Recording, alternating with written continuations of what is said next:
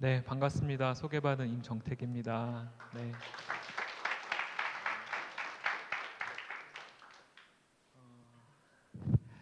이렇게 설만한 사람은 사실 아니고 부족한 게 많은데 하나님께 받은 게 너무 많아서 오늘 여러분들에게 좀 나누고 함께 꿈꾸는 시간이 되었으면 좋겠어요.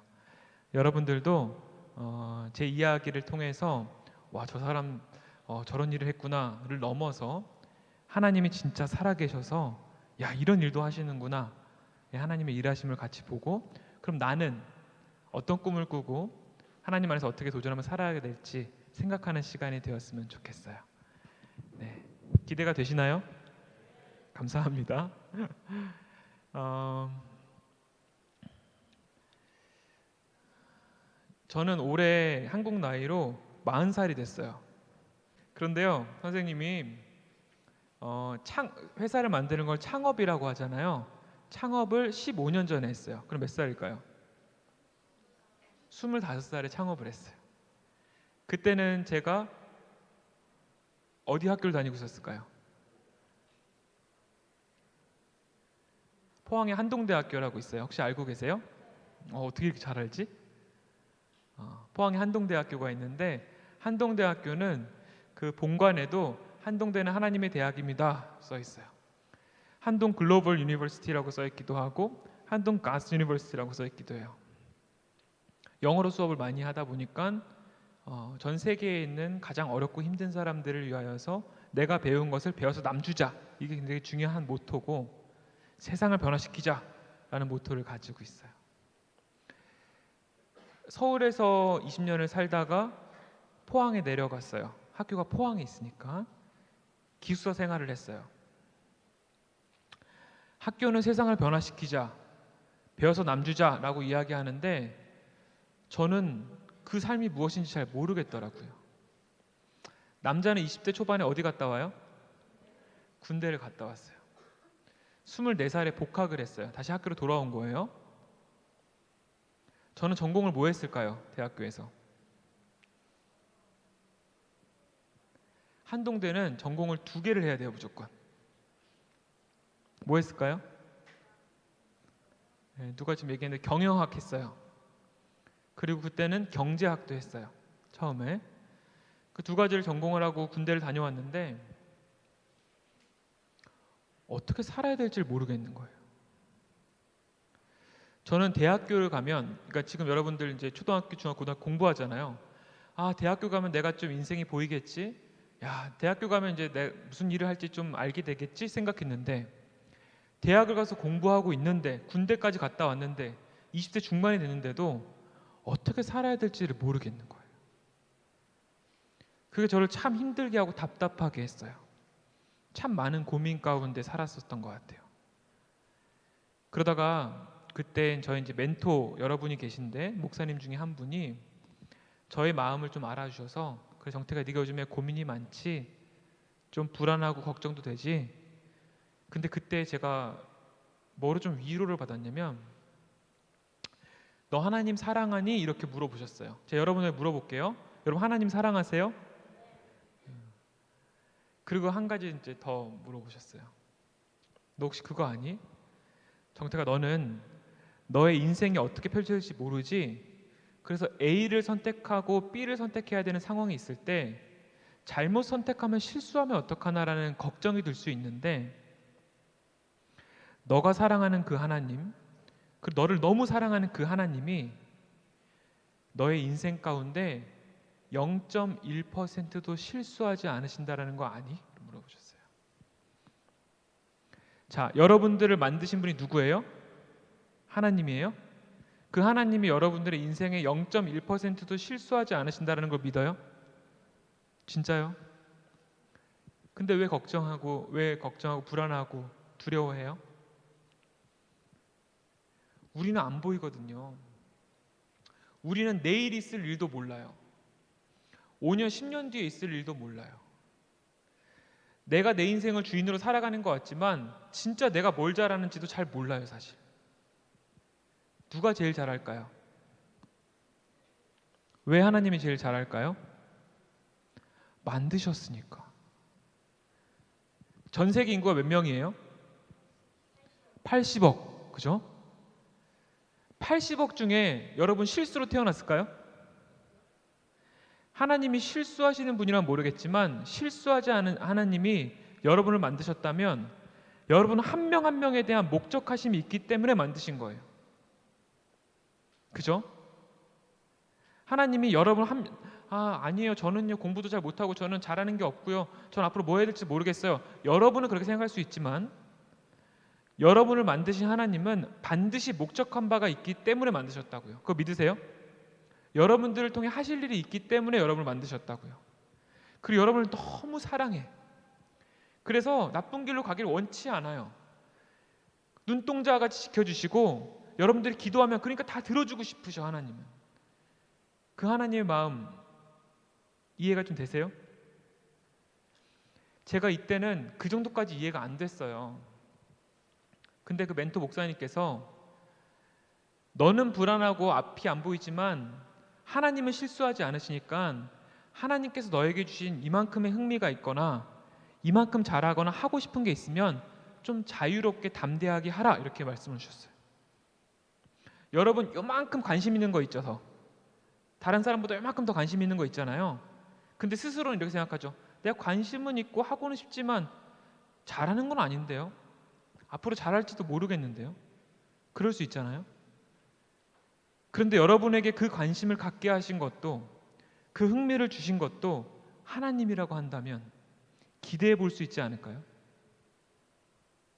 하나님은 여러분들이 싫어하는 걸로 억지로 일시키시고자 하시는 분이 아니에요. 여러분들이 좋아하고 잘하는 것을 통해서 영광 받으시길 원해요. 그러니까 여러분들이 조금 더 자유해질 필요가 있어요. 더 감사함으로 담대해질 필요가 있어요. 제가 이 이야기를 이제 듣다 보니까 그럼 이제 내가 무엇에 도전을 하지 생각을 하다가 창업이라는 것에 관심을 갖게 됐어요. 창업이 뭐예요? 회사를 만드는 거, 사업을 시작하는 거, 이걸 창업이라고 해요. 요즘에 스타트업이라고도 하고요. 창업 대회 한번 나가봐야겠다 생각을 했어요.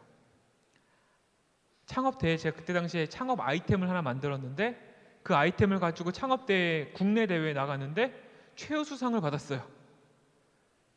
전 너무 놀랐어요. 한 3개월 준비했는데. 근데 그 아이템이 뭔지 궁금하면 조금 얘기하고 아니면 넘어가려고 하는데. 궁금해요? 네. 궁금해줘서 감사합니다. 여러분 요즘에 SNS나 뭐 소셜 미디어 하는 거 있어요? 인스타 뭐 이런 거 해요? 안 해요? 좋아요. 옛날에 도토리를 사는 어떤 SNS가 있었어요.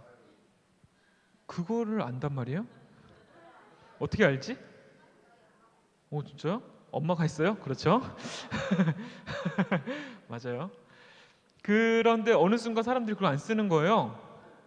그래서 제가 왜 안 쓰나 봤더니 내 사진과 영상 다 여기 들어있는데 몇 년 전 걸 찾기가 너무 어려워. 계속 스크롤을 내려야 돼. 몇십 페이지까지 가야 돼. 그래서 제가 첫 번째 페이지 타임머신 기기가 딱 이름이 타임머신이었어요. 제가 개발한 건. 첫 번째 그 페이지에 타임머신이 있어요. 계기판에 YYYMMDD 이렇게 적혀 있어요. 뭘 적는 거예요? 내가 돌아가고 싶은 날짜를 적는 거예요. 그래서 2020년 12월 25일로 가고 싶다.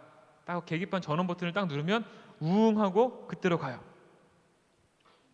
그 날 기준으로 전 일주일 후 일주일에 가장 유행했던 음악 베스트 10, 영화 베스트 10이 딱 뜨고요.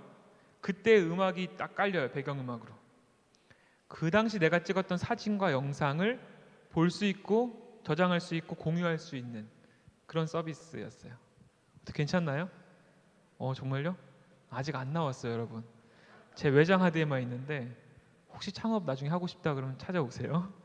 네, 아직 이게 안 나왔더라고요. 저 지금 안 하고 있어요. 근데 이걸 가지고 대회 나갔는데 상을 받았어요.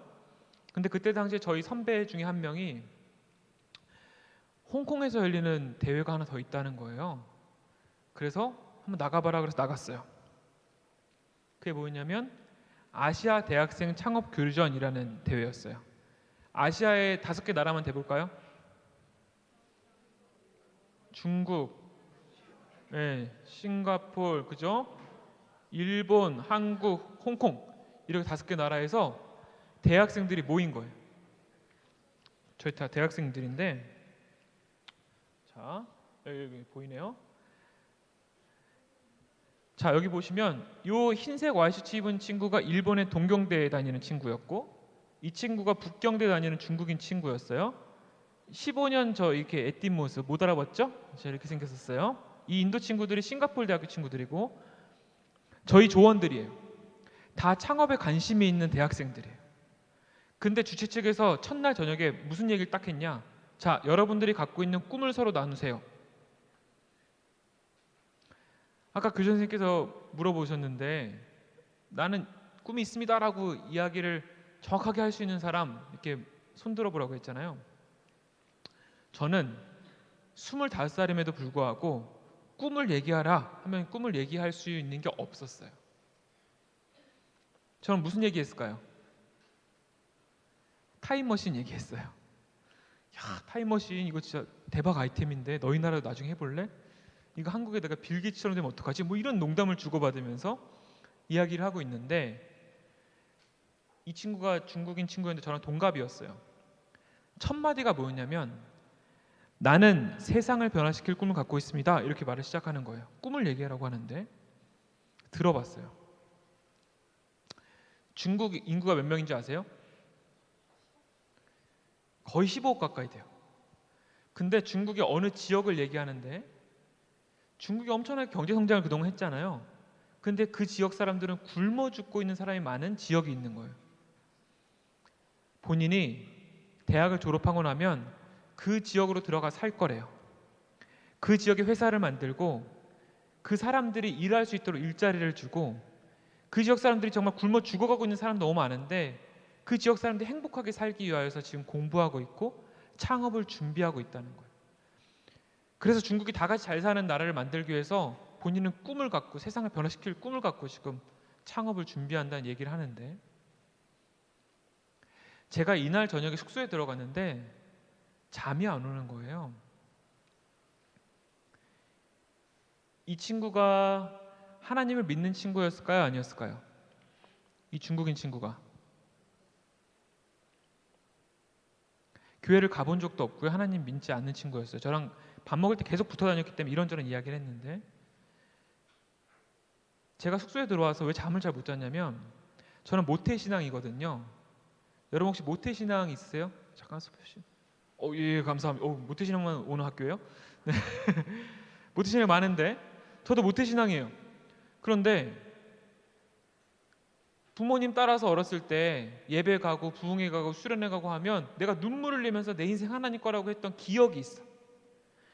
하지만 어느 순간 내가 삶을 살 공부를 할 때에는 이렇게 생각하고 있는 거예요. 하나님, 저 그래도 이 정도 직업은 가져야죠. 하나님, 저 그래도 이 정도 돈은 벌어야죠. 하나님, 제가 그래도 이 정도 성공하면 하나님께 더 큰 영광을 올려드릴게요. 그러니 하나님, 저 이 정도는 성공할 수 있도록 좀 도와주세요. 전 그렇게 생각하면서 살아오고 있었어요. 창업도 어떻게 보면 돈을 벌까 이런 생각으로 처음에 타임머신을 만들기도 했고요. 근데 하나님을 알지도 믿지도 않는 저 중국인 친구는 그 나라에 죽어가는 가장 어렵고 힘든 사람들을 살리겠노라고 공부하고 창업을 준비하고 있다고 하는데, 난 어떻게 살아야 되는 거지? 홍콩에서의 4박 5일 일정을 마치고 한국으로 돌아왔어요. 여러분 비행기 타고 한국에 들어오면 어느 지역에 내려요? 인천. 인천에 딱 내렸어요. 인천에서 저는 학교가 어디 있다고요? 포항. 버스를 타는데 6시간 걸리는 거예요. 제가 그날이 잊을 수가 없는데 2008년 5월 20 며칠인데, 2008년 여러분 몇 살이에요?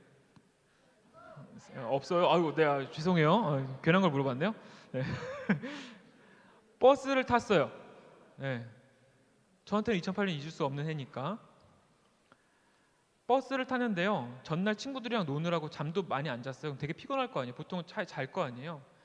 1분도 졸지를 못했어요. 제가 그날에 잊을 수가 없는 게 버스에 앉아서 그렇게 간절하고 답답했던 적이 정말 제 인생에 있어서 그 전에도 그 후에도 없었어요. 그냥 창밖을 바라보고 이렇게 얘기했어요.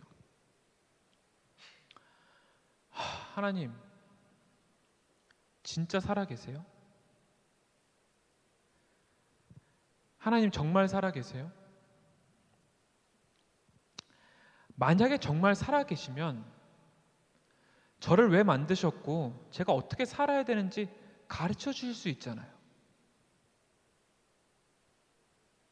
여러분 그렇게 생각하지 않으세요?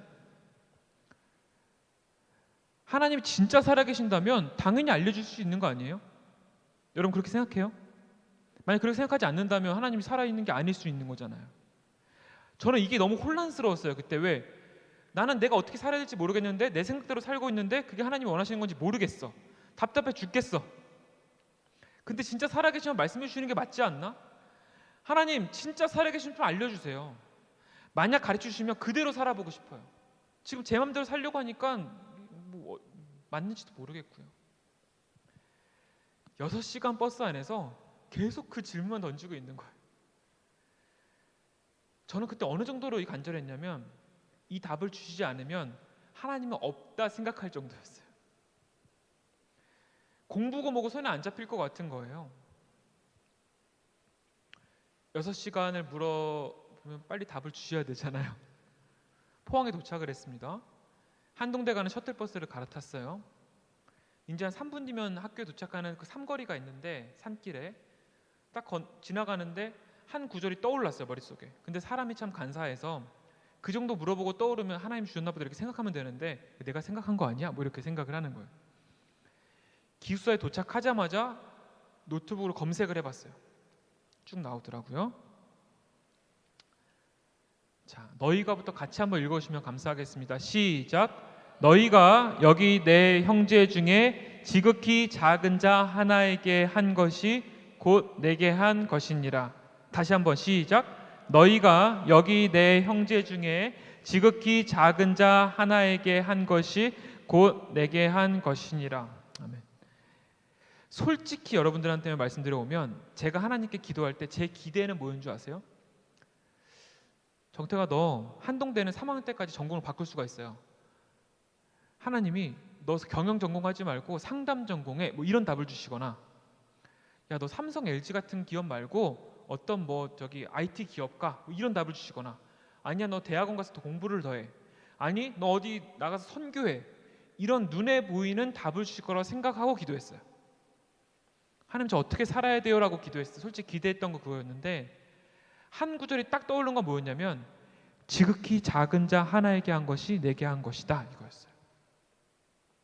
성경을 그때 그렇게 많이 읽지도 않았었어요. 지극히 작은 자 하나에게 한 것이 곧 내게 한 것이다. 하나님 저 어떻게 살아야 됩니까? 라는 기도 끝에 하나님께서 주시는 이 말씀을 그날 저녁에 한동대는 모든 기숙사마다 격층으로 기도실이 있어서 2층에 제가 있었기 때문에 기도실에 가서 몇 시간 마태복음 25장을 몇 번 읽었는지 몰라요. 읽고 또 읽는데 어떤 감동을 주셨냐면 이거 진짜 하나님이 나한테 하신 말씀이구나. 그런데 내가 예수님을 눈앞에서 만난다? 여러분 예수님 그냥 이렇게 바로 이렇게 오늘 집에 가는 길에 만나실 수 있는 거죠? 우리가 예수님을 만난다라고 하면 천국 가면 만나겠지 뭐 이런 생각을 하지만 우리가 평소에 예수님 앞에서 만난다. 저한테 어떤 느낌이었냐면 예수님을 만나는 방법에 대한 얘기였어요. 지극히 작은 자 하나에게 한 것이 예수님께 한 것이다 라는 건 지극히 작은 자를 만나면 예수님을 만나는 것이다 라는 마음을 주셨는데 이보다 귀한 일이 있나?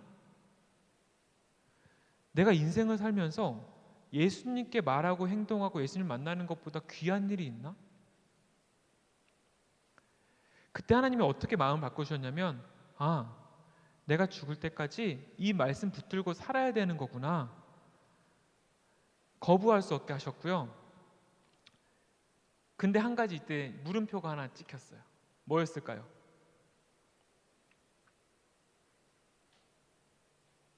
지극히 작은 자가 누구냐는 거죠. 지극히 작은 자에게 한 것이 예수님께 한 것이라는 건 알겠는데 그냥 지극히 작은 자가 누군지를 모르겠는 거예요.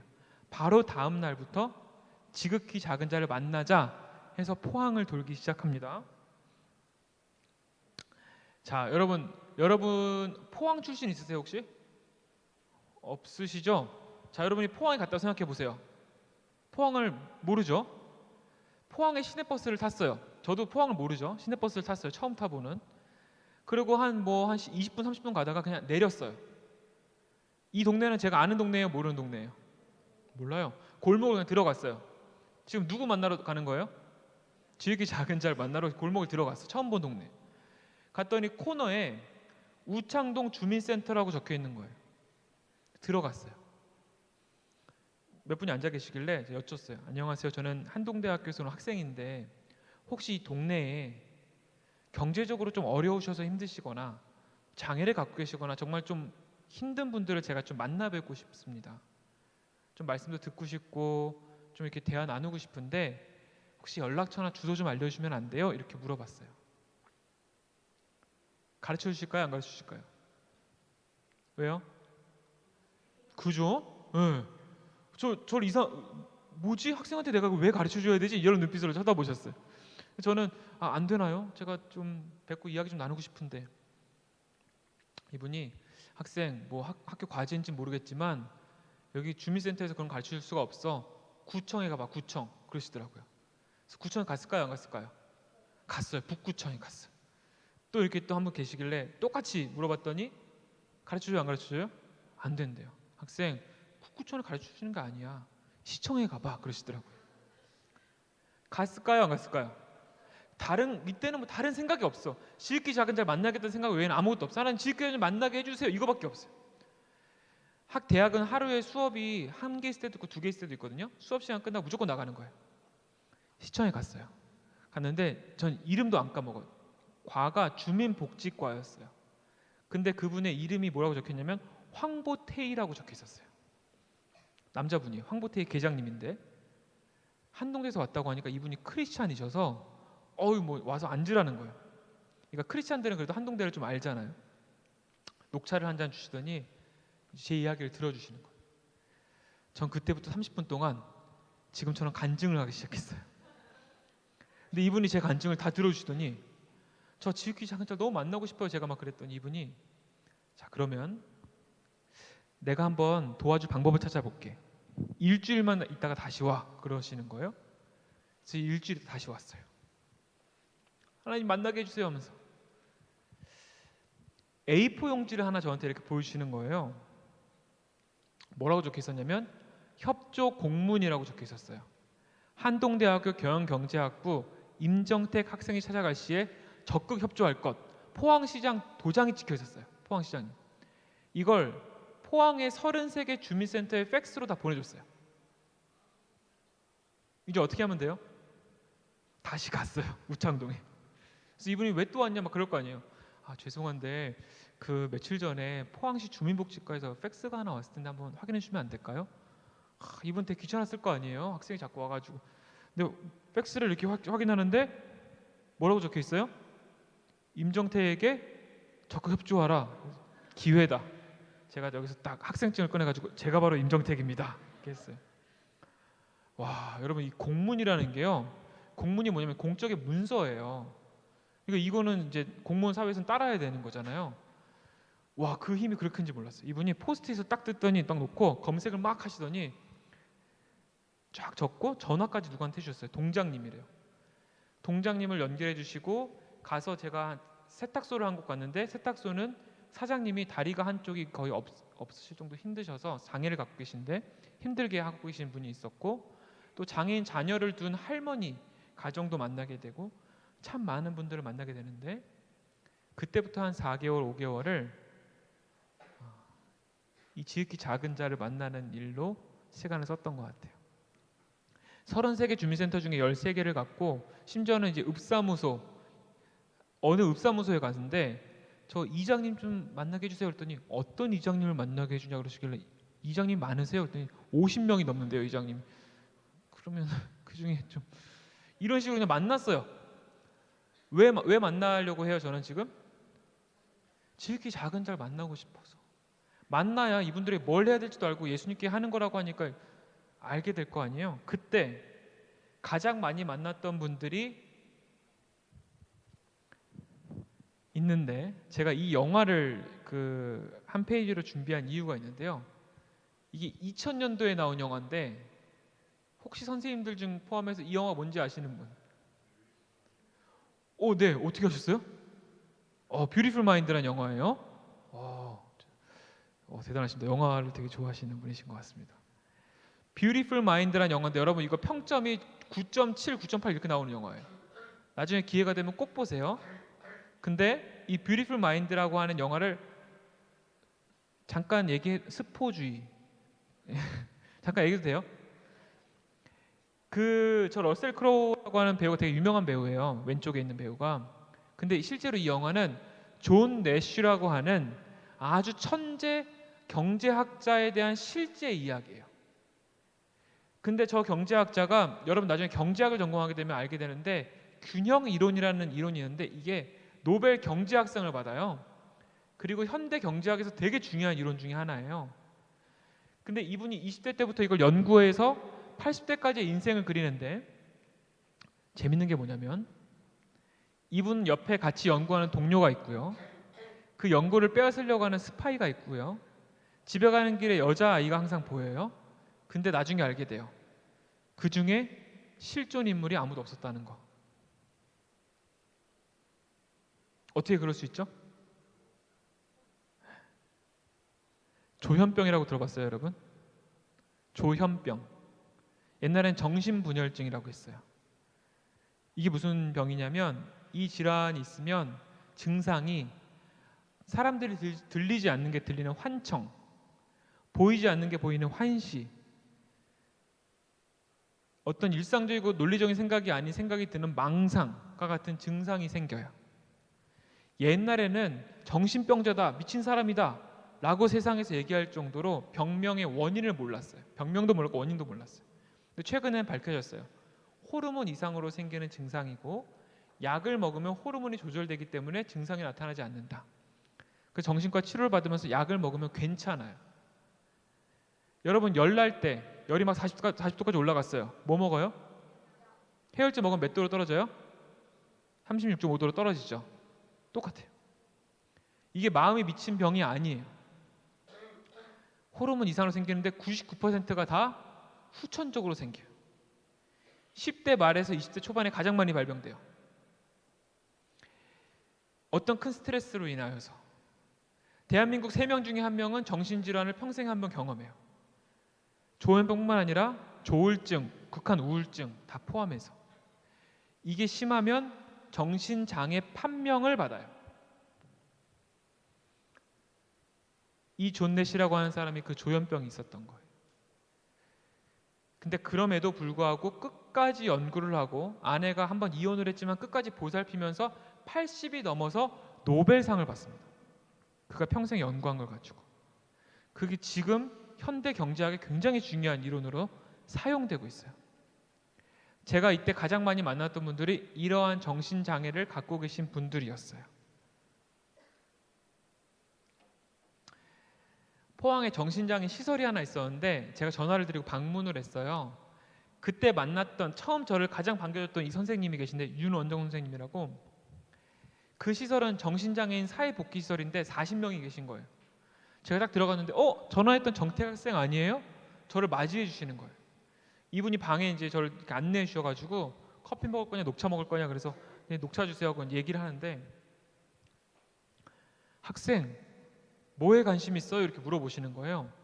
그래서 저는요 이제 간단하게 이제 소개를 하면서 좀 어렵고 힘든 상황에 있는 분들과 같이 일하는 사회적 기업을 창업하는 데 관심이 있어요. 이야기를 했어요. 그랬더니 갑자기 이분이 눈이 동그래지더니 사회적 기업이요? 뒤에 있는 철제 캐비넷 문을 딱 열더니 이만한 두께의 파일을 딱 가지고 와서 딱 놓고 그때부터 저한테 30분 동안 강의를 하기 시작하시는데 이 파일 안에 뭐가 들어있었냐? 사회적 기업 관련 법, 국내 사회적 기업 사례, 해외 사례가 스크랩되어 있는 파일이었어요. 쭉 강의를 하시는데 저는 너무 놀란 게 대학에서 교수님들도 가르치지 못했던 내용들을 이분한테 배우고 있었어요. 와, 그래서 여기는 정말 이 시설은 사회복지사 선생님들의 수준이 높구나 이런 생각을 하고 있었는데 한 여자분께서 똑똑하더니 저한테 언제 왔냐고 저를 데리고 나가시고 옆방으로 들어갔어요. 그러면서 저한테 또 커피 먹을래 녹차 먹을래 그래서 저는 이미 먹었고 저 선생님한테 교육을 받고 있었어요. 그랬더니 저희 회원분이세요? 그러는 거예요. 무슨 말이에요?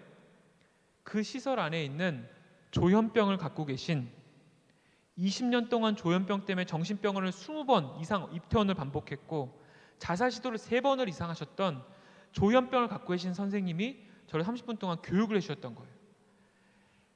제가 그날요 집으로 돌아가는데 어떤 느낌이었냐면 진짜 뒤통수를 한 대 빵 맞은 듯한 느낌이었어요.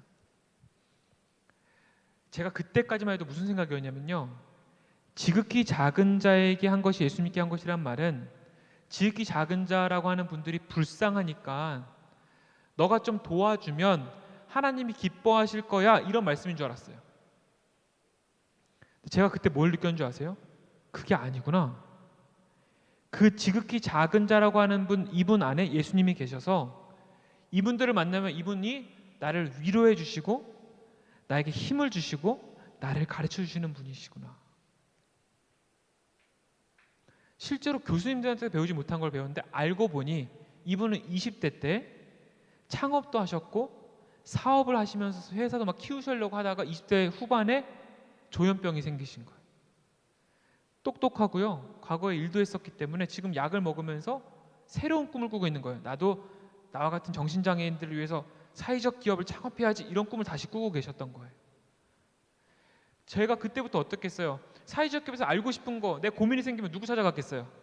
선생님 찾아가는 거. 선생님 좀 알려주세요. 왜냐면 교수님들도 모르니까. 왜냐면 법이 우리나라에 2007년도에 법이 생겼어요. 사회적 기업 법이 2008년도였어요. 저는 이분한테 얼마나 큰 가르침, 위로, 격려, 힘을 받았는지 몰라요. 그때 깨달았죠. 우리 선생님들 장애를 갖고 있는 분들이 장애 때문에 일을 못 하시는 게 아니라 사회적인 편견이 너무 심해서 이 사회적인 낙인 때문에 일을 하고 싶어도 못하는 거였구나라는 걸 좀 알게 됐어요. 그리고 선생님들과 친해졌어요. 거기 있는 분들하고 40명이 계셨는데 10명은 되게 친해졌어요. 제가 일주일에 한 번 9시부터 오후 4시 반까지 하루를 같이 보냈거든요. 그 시설에서. 그리고 물어봤죠. 제가 친해진 한 30명 선생님한테 형님 누님 막 이랬으니까 비록 지금 정신장애가 있고 약도 드시고 계시지만 진짜 원하시는 게 뭐예요? 진짜 소원이 뭐예요? 근데 10명 중에 7, 8명이 같은 답을 했어요. 뭐였을까요? 진짜 이분들이 원하는 게 뭐였을까요? 일하고 돈 벌고 싶다는 거였어요. 나도 일하고 돈 벌고 싶어. 나도 TV에 나오는 사람처럼 월급 받아서 고생한 우리 어머니한테 속옷이라도 좀 드리고 싶어. 근데 그 40명 중에서요, 서울대 다니시는 분도 있었어요. 지능이 낮은 문제가 아니에요. 근데 서울대 다니다가 조현병이 왔어요. 일을 어떻게 해요? 못해요. 일을 할 수가 없어요. 편의점에서 알바하려고 했대요. 근데 약을 먹으면 호르몬을 잡아주지만 부작용이 약간 몸이 느려져요. 말도 느려지고. 사장님이 어디 아프냐 그러면 또 솔직해. 제가 정신과 약을 먹어요. 그럼 일주일이 안 걸려요. 뭐 하는데요? 잘리는데. 어떻게 월급 받고 어떻게 스스로 살아가요? 하나님, 이분들 제일 원하는 게 지금 일자리고 돈을 벌면서 인간답게 살아가는 건데 하나님, 제가 뭐 할 수 있죠? 그때 하나님께 주셨던 마음이 이분들과 함께 행복하게 일하는 회사를 만드는 거였어요.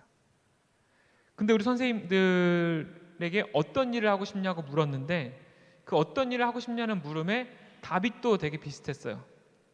그게 뭐였을까요? 커피 관련 일을 하고 싶다는 거예요. 바리스타가. 그래서 아니 왜 10명한테 그러면 8, 9명이 바리스타가 되고 싶지? 제가 어느 날 식당에 딱 앉았는데 이런 드라마가 나오고 있었어요. 이 드라마를 아세요 설마? 네. 이 드라마 어떻게 알죠? 2007년 8년도에 나온 드라마인데 네. 뱃속에서 어머니가 많이 보셨 커피 프린스 로점이라는 드라마인데 이 커피 프린스 로점이라는 드라마가요 어떤 영향을 미쳤냐면 국내에서 커피 브랜드 중에 제일 유명한 게 뭐가 있어요? 스타벅스가 1999년도에 한국에 들어왔어요. 근데 이 드라마가 나온 게 2007년 8년도인데 2007년도까지 스타벅스는 국내에서 적자였어요. 마이너스. 그래서 스타벅스를 없애야 되나 말아야 되나를 고민하고 있었어요. 이거 500호점까지 하셨던 총괄 리더를 제가 알기 때문에. 근데 이 드라마가 사람들한테 바리스타, 에스프레소, 아메리카노라는 것을 새로운 문화를 알려줘요. 그 전까지 한국에서의 커피는 뭐였을까요? 예, 믹스 커피, 맥심, 뭐 다방 커피, 뭐 자판 이런 거였어요. 아메리카노 먹는 사람 없었다고요. 선생님들이 너무 이 일을 하고 싶다는 거예요. 제가 주변에 아는 정신과 의사 선생님한테 물어보니까 정신장애인분들은 어딘가에 갇혀서 본인들끼리 이렇게 조립하는 일 말고 실제 사회에 나와서 대면하면서 일을 해야 회복이 빠르다는 거예요. 아, 그럼 이 일이 필요하겠다. 산업분석 보고서를 쭉 보니까 한국의 커피 시장이 2007년도부터 앞으로 성장한다는 보고서가 있는 거예요.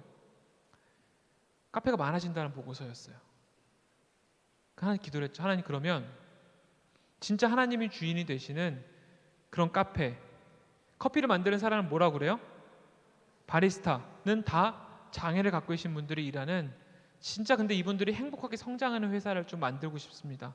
하나님 도와주세요 라고 시작했던 사업이 히즈빈스라는 사업입니다. 그런데 처음에 제가 가지고 있었던 목표가 하나 있었어요. 그게 뭐냐면 히즈빈스가 있고 스타벅스가 있으면 사람들이 스타벅스에 들어오지 않고 히즈빈스에 들어왔으면 좋겠다. 그렇게 되게 만들어야겠다가 저의 목표였어요. 그럼 어떻게 하면 스타벅스에 안 가고 히즈빈스에 올까요? 맛있어야겠죠. 또요? 싸야 돼요. 또요? 이뻐야 돼요. 그죠? 뭐 이미 다 여러분 답을 다 알고 있죠. 자, 근데 저는 그때 당시에 커피를 잘 알아요, 몰라요? 어떻게 해야 돼요? 저는 모르니까 대한민국에서 커피를 제일 잘하는 사람을 만나야겠다. 하나님, 한국에서 커피 제일 잘하는 사람 만나게 해주세요. 이분한테 우리 선생님들이 배우면 장애인이니까 도와주자가 아니라 진짜 커피 전문가가 돼서 일을 하면 사람들한테 인정받을 거 아니에요. 그래서 만나기 시작했는데 30년, 40년 전에 커피를 갖고 들어오신 분들부터 만나기 시작했어요. 그리고 알게 됐어요. 한국에 바리스타 족보가 있다는 걸. 2대 수제자, 거주지가 포항이라고 적혀 있는 거예요. 어떻게 해야 돼요? 찾아가요. 알고 보니까 포항에서 가장 오래된 카페 중에 하나인 아라비카라는 카페의 사장님이었어요. 이 권영대 사장님이라고 하는 분. 근데 더 놀라운 거 뭔지 아세요? 이 당시에 이분이 세계 바리스타 챔피언십의 한국 대표 심사위원이었어요. 한국에서 제일 커피 잘하는 사람 맞죠? 우리 선생님들, 장애를 갖고 있는 우리 선생님들, 장애 때문에 일을 못하는 게 아닙니다. 최고의 전문적인 교육을 받고, 그리고 진짜 그런 기회를 제대로 드리면 진짜 일 잘할 수 있는 분들인데 교육 좀 해주세요 해가지고 한 달 교육을 받고 이때가 수료식 때예요. 근데 이 사장님 뭐라고 하시냐? 솔직히 좀 놀랐습니다. 이분들이 장애를 갖고 있다고 해서 좀 도와준다 생각했는데 8번 교육하는 기초교육 때 한 명도 지각 결석을 하지 않았고, 시험 본다고 했더니 정말 열심히 준비해가지고 오늘 시험을 봤는데 다 평균 점수 이상으로 통과를 한 거예요. 웬만한 카페 이상의 바리스타가 될 수 있는 분들입니다. 심화교육만 좀 더하면. 해서 심화교육까지 해서 5개월 교육을 하기 시작했어요. 선생님들이 달라지기 시작하는데 집 밖을 한 달 동안 아예 안 나오셨던 분이 있어요. 왜냐하면 집 밖을 나오면 검정색 옷을 입은 사람이 항상 따라다녀. 실제 있는 거예요, 아닌 거예요? 아닌데. 근데 교육을 받다가 잘한다, 인정을 받기 시작한 자존감이 높아지죠. 3개월 정도 지났는데 이제 그 사람이 안 보인다고 얘기하기 시작하셨어요. 정말 기적 같은 일들이 나오기 시작하면서 선생님들이 어느 날 이제 4개월 정도 지났나요? 저한테 물어보시더라고요. 근데 카페가 생기긴 생겨요? 이렇게 물어보시는 거예요. 이 당시 카페가 있어요, 없어요? 없어. 25살이 대학생이에요. 2학년 2학기. 통장에 얼마 있을까요? 25만 원 있었어요. 카페를 만들 수 있어요? 얼마가 필요해요? 카페 만들려면? 1,000만 원? 억? 1억? 2억? 3, 4억? 좋아요. 경제관념이 있어요. 네, 좋습니다. 25만 원 있는데 1억의 카페를 어떻게 만들어요?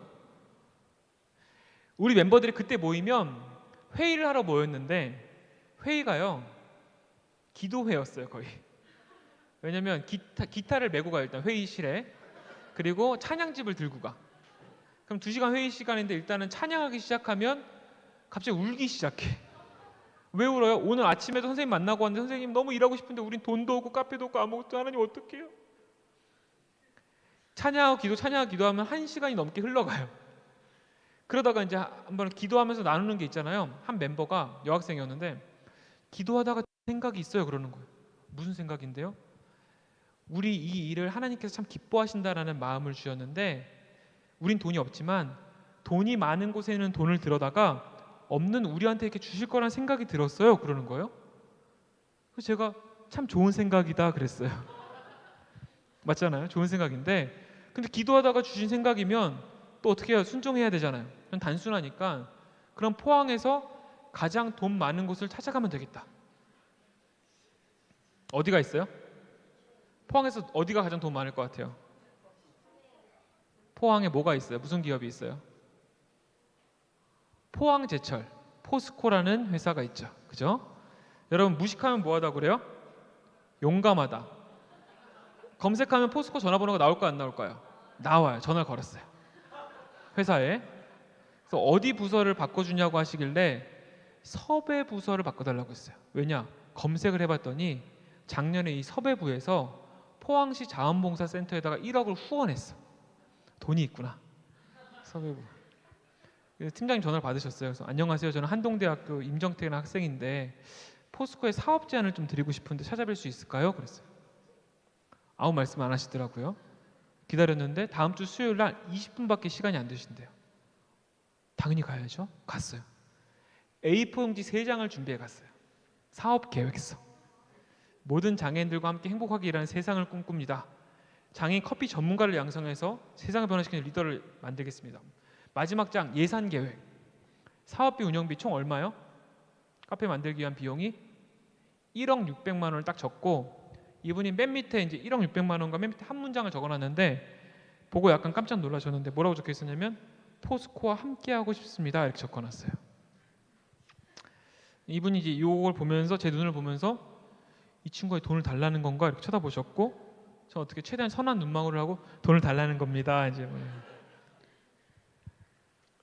이분이요 그래도 참 감사했던 건 되게 솔직하게 저한테 피드백을 주셨어요. 학생 진짜 이런 일 되면 좋겠네요. 그런데 포스코 40년 역사상 대학생에게 이런 큰 돈을 지원했던 적은 없어요. 지원을 하려고 하더라도 라고 하면서 저한테 물어보시는데 회사 법인이 등록되어 있어요? 물어보시는 거예요. 회사 법인이 있었을까요? 없었을까요? 없죠. 노트를 딱 꺼내서 회사 법인이요? 만들어야죠. 1번 회사 법인을 만들자 이렇게 적었어요. 커피 전문가가 직원 중에 있어요? 그러시길래 배우고 있습니다. 내부에 커피 전문가가 있어야 된다. 장애인 전문가는 내부에 있어요. 했더니 교수님께 제가 배우고 있습니다. 장애인 전문가. 그날 제가 14가지를 적었어요. 감사합니다. 제가 다음번에 또 찾아뵐게요 하고 돌아왔어요. 우리 멤버들이 막 중보기도 하고 있었지. 뭐 어떻게 되느냐.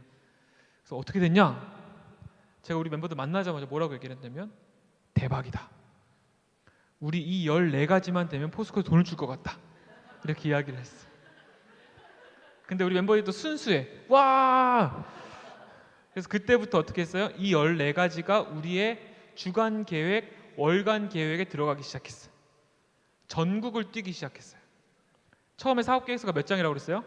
3장에 그 다음에 10장, 17장, 23장, 30장, 38장짜리 6번을 들어갔어요. 포스코에 제가. 매달 한 번씩. 그 말은 뭐예요? 5번을 거절당했다는 얘기죠. 6번째 약속을 잡고 전날 기도실에 들어갔어요. 왜요? 이제는 카페가 돈이 안 들어오면 뭐 없어요. 뭐 그냥 교육받다 끝날 것 같아. 기도실에 들어갔는데 기도가 안 돼. 왜요? 내일도 안 줄 것 같거든. 찬양을 틀어놨는데 기도가 안 되니까 졸기 시작하는데 제가 그때 1시간인가를 존 것 같아요. 거의 자러 들어갔죠. 기도실을 막. 그러다 갑자기 어느 순간 딱 무슨 생각을 주셨냐면 정태가 하나님 주신 마음이 그거였어요. 너 처음에는 그 말씀만 있으면 된다고 하더니 이젠 네 생각대로 네 타이밍에 뭐가 안 되니까 두렵고 불안하냐? 처음 말씀 그대로 가라. 처음 주었던 그 말씀과 그 마음 그대로 가라라는 마음을 주어서 알겠습니다 하고 다시 다음날 들어갔어요. 이제 포스코 섭외부 팀장님은 저를 얼마나 긍휼히 여겨주시는지, 정태기 네가 왔구나, 먹을 거 간식 막 다 꺼내줘요. 막 다 주고 막. 근데 그때 그 미팅룸 회의실에서 잠깐 기다려 하고 사무실 들어가셨는데 제가 1시간을 기다렸어요. 그때 나오셔서 뭐라고 하셨냐면, 그 사업 계획에 그 예산 계획 써 있는 부분 있잖아요. 이걸 저한테 이렇게 보여주시더니 이렇게 말씀하셨어요. 정태 학생, 이 돈 주면 되는 거예요? 이 돈 주면 진짜 이렇게 할 수 있어요? 제가 너무 놀라서 대답은 해야 되잖아요. 네, 할 수 있습니다. 이렇게 속으로, 하나님 돈 주면 어떡하지? 할 수 있을까요? 막 그러고 있었어요. 할 수 있냐고 물어보시니까. 무슨 얘기인가 들어보니까 정확히 2주 전에 임원들, 아주 높은 분들까지 포함된 회의가 있었는데, 내년에 이 사회공헌 예산 어디에 쓸 거냐, 이 회가 있었던 거예요. 지난번처럼 자원봉사센터에 쓸 거냐, 어디에 쓸 거냐. 그때 제 사업계획서가 리더십한테 처음으로 간 거예요. 보시더니, 야, 이거는 뭐 돈 한 번 주면 끝나는 게 아니라 한동대도 연결돼 있고 커피 전문가도 연결돼 있고, 한번 생각해 보자. 이게 2주 전이었어요. 이분이 다시 들어가서 1시간을 얘기하고 해보자 확답을 받고 나온 거예요. 제 기분이 어땠을 것 같으세요, 여러분? 으아, 하나님 감사합니다 하고 애들, 우리 친구들 막 부둥켜 안고 울고 막 난리도 아니었어요. 근데 제가 그때부터 지금까지 변하지 않는 원칙이 하나 있는데, 원칙? 교훈이 하나 있는데요. 15년이 지났거든요. 하나님의 일은 하나님의 때에 하나님의 방법으로 하나님께서 하신다는 겁니다. 믿으세요? 하나님의 일은 하나님의 때에 하나님의 방법으로 하나님의 능력으로 되게 하신다는 거예요. 근데 사단은 정확히 반대로 일합니다. 이렇게 하죠. 봐봐, 네 계획대로 안 됐잖아. 봐봐, 네 타이밍 지금 모르잖아. 너 방법 알아? 방법 있어? 네 방법 틀렸잖아. 너 그럴 능력이 있어? 너 그럴 돈이 있어? 너 그 정도로 공부 잘해? 하나님은요, 우리가 뛰어나고 능력이 있기 때문에 쓰시는 게 아니라 하나님의 말씀에 순종하는 자를 쓰셔서 하나님이 나머지를 다 채워주시면서 하나님께 영광을 받으시려고 하시는 분이 하나님이에요. 우리가 다 채워져 있으면 하나님이 일하실 부분이 없기 때문에, 자, 예를 이렇게 생각해 보세요. 제가 15년 전에 돈도 한 5억 정도 있었어. 커피의 전문가였어. 사업도 해봤어. 그랬으면 제가 지금 이렇게 하나님이 일하셨다라고 얘기를 할 수 있을까요, 없을까요? 지금 여러분들이 하나님 앞에 기도하고 구해야 되는 첫 번째는, 당연히 지혜와 능력을 구하는 것 당연히 필요하지만 그보다 우선돼야 되는 영순위는, 하나님, 저 왜 만드셨고 제가 어떻게 살아야 되는지 가르쳐 주세요. 그럼 그 말씀에 순종할게요. 그 순종 1단계가 되어지면 그 다음부터 하나님께서 필요한 돈, 필요한 사람, 필요한 장소, 필요한 직업을 채워준다라는 믿음이 전 제일 중요하다고 생각합니다. 여러분 믿으세요? 하나님 진짜 살아계신다니까요. 그렇게 해서 첫 번째 매장이 오픈을 했어요. 이제 마무리 지어야 되니까 첫 번째 매장 오픈을 했어요. 한동대학교 도서관 3층 복도 끝 15평도 안 되는 정말 작은 곳. 사람들이 벌떼같이 몰려들었을까요? 파리가 날렸을까요? 14년 전인데요, 여러분. 제가 파리가 날렸으면 이런 질문을 안 했겠죠, 그죠? 그 학교니까 학기 중에는 줄을 서지 않으면 먹지 못하는 카페입니다. 사람들이 줄을 서가지고 문 밖으로 나가요. 물론 좁아가지고 문 밖으로 나가는 것도 있어요. 근데 이제 사람들이 막 줄 서. 하루에 많이 오면 1,000명 이상이 왔으니까. 사람들이 몰리는데 왜 왔냐 물어보면, 아, 드디어 우리 학교 안에 커피가 맛있는 카페가 들어왔다. 이미 카페가 2개 있었어요. 세 번째인데, 바리스타 4분 다 장애인이셨고 매니저 1명만 비장애인이었는데, 하루 종일 저도 같이 일했었으니까 정신없이 하루를 보냈어요. 하루에 수백만 원씩 매출이 나왔었으니까. 그런데 놀라운 일이 있었어요. 하루는 한 여학생이 이렇게 왔어요. 그래서 아메리카노를 주문하는데 저도 같이 이제 일을 하고 있었으니까 보통은 이제 주문하면 어떻게 해요? 계산하고 진동벨 주고 기다리세요 하잖아요. 그런데 이 여학생이 제 커피는 여기 옆에 있는 우리 신만철 선생님, 바리스타 선생님 이름이 써 있으니까 좀 내려주시면 안 돼요? 그러는 거예요.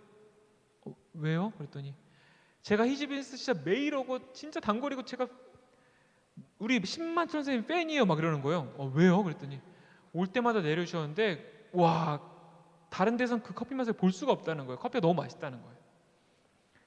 우리 선생님이 이분이신데 요분은 아닙니다. 요분 상관없는 분입니다. 요분 우리 선생님 그때 표정을 여러분 보셨어야 돼. 세상을 다 가진 것 같은 표정. 저는 커피를 그렇게 절도 있게 내리는 걸 처음 봤어요. 거의 로봇이었어요. 그래서 커피 내리러 가는데 커피 머신을 바라봐야 되잖아요. 계속 여학생만 쳐다봐. 근데 커피를 딱 나왔어요. 그럼 커피를 딱 주면서 뭐라고 하셨냐면 맛없으면 환불해드립니다 하고 드렸어요.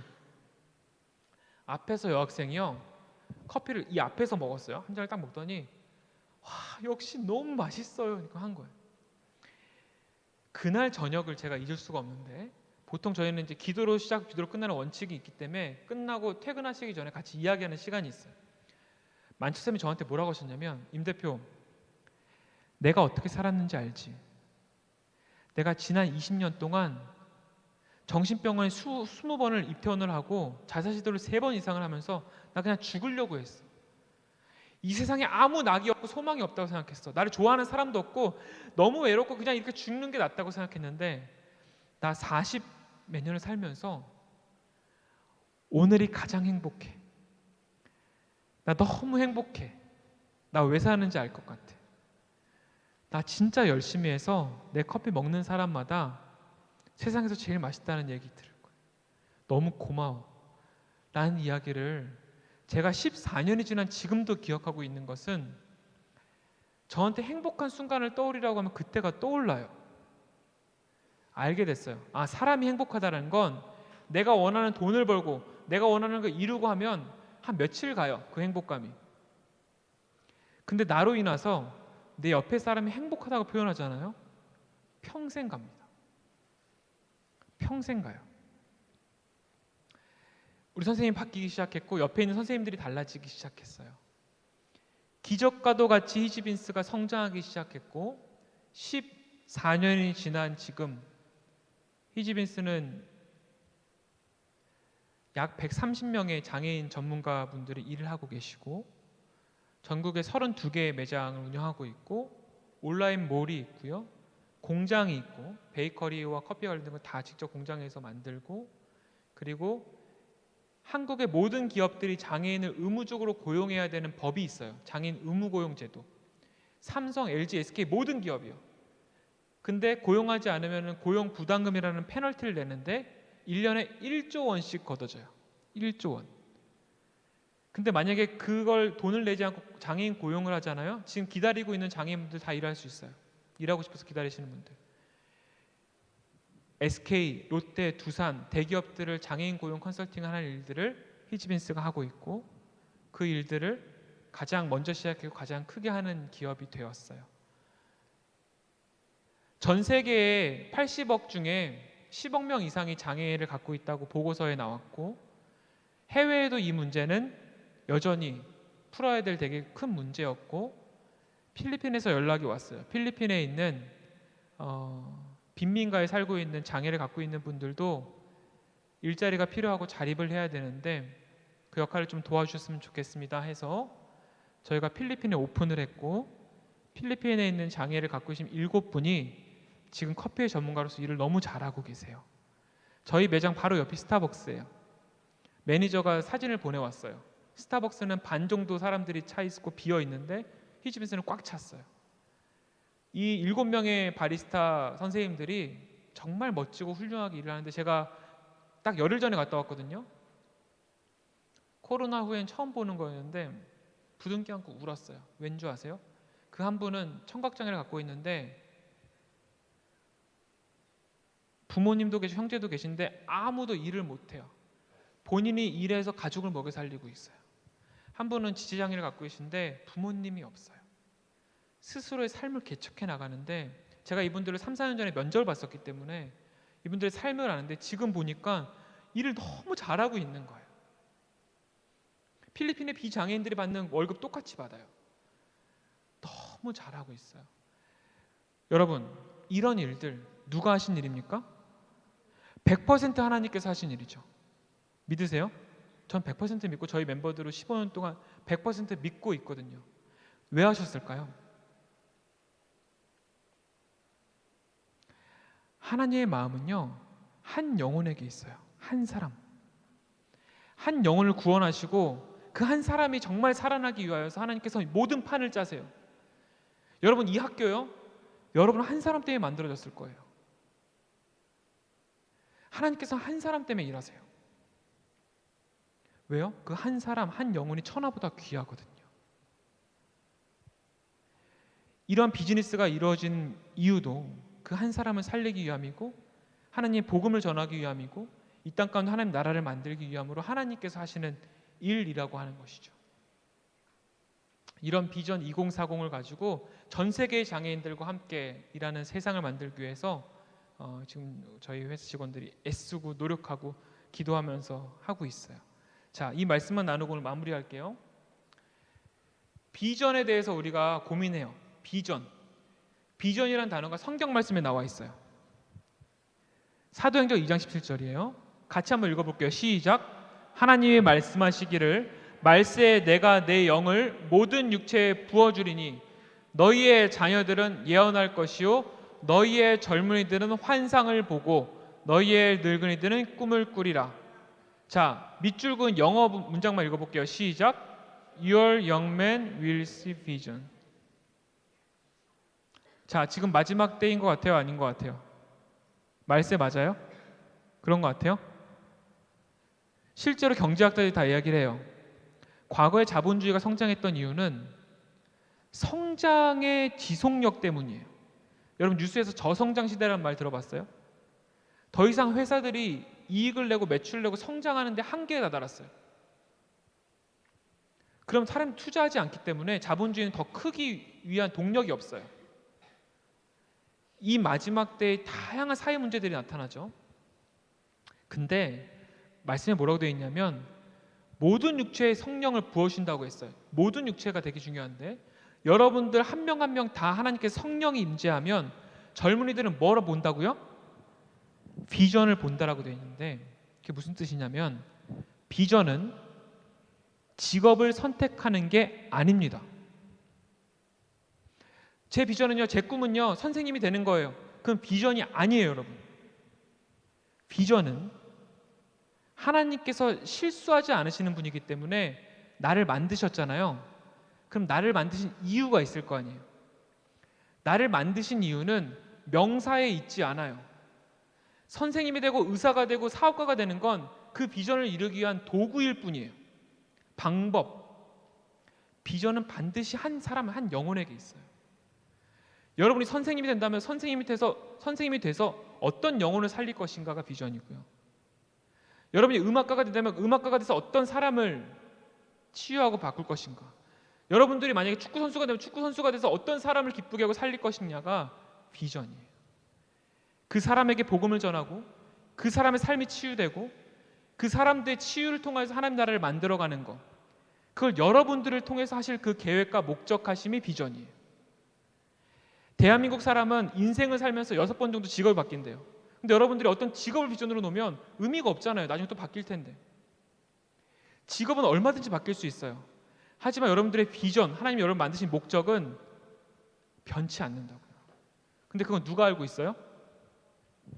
하나님이 알고 계신다는 거예요. 그럼 지금부터 뭐 해야 돼요? 물어봐야죠.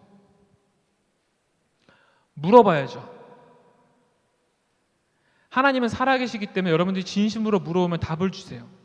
말씀으로 주실지 기도로 주실지 찬양으로 주실지 모르겠지만 하나님 여러분 답을 주시는 타이밍도 다르겠지만 그때 하나님께서 여러분들에게 답을 주실 때 그거 순종하면 그때부터 인생은 달라집니다. 왜요? 그 순종한 그때부터 하나님 저는 돈이 없는데요? 돈을 필요하면 채워주실 것이고 저는 그 능력이 없는데요? 능력 있는 사람을 붙여주실 거예요. 하나님의 일이 하나님의 일 되게 하심을 여러분들을 통해서 보여주실 거예요. 여러분 그거를 기대하셔야 돼요. 여러분 지금은 기대할 시간이에요. 이 젊음의 시간은 나 못하는 게 많은데 내가 우리 집은 가난한데 뭘 할 수 있을까? 와, 하나님이 날 통해서 어떤 일을 하실까? 날 통해서 어떤 사람을 살리시고 누구에게 복음을 전하게 하시고 세상을 바꾸실까? 기대하세요. 그리고 그 기대함으로 공부하세요. 내가 지금 공부하는 이 모든 것들이 나중에 사용될 것에 대해서 기대하세요. 다 사람 살리는 도구로 사용될 거예요. 그리고 꿈을 꾸세요. 하나님 어떤 도구를 통하여서 하나님 일하실 거예요. 제가 흥미있고 관심 있는 건 이건데요. 그럼 그걸 통해서 하나님께서 사람 살리는 놀라운 일들을 하실 거라는 거죠. 그 하나님이 여러분을 사랑하시고 여러분을 통해서 일하실 거라고 저는 100% 확신합니다. 믿으세요? 하나님께 영광의 박수를 올려드리면서 마치겠습니다. 감사합니다.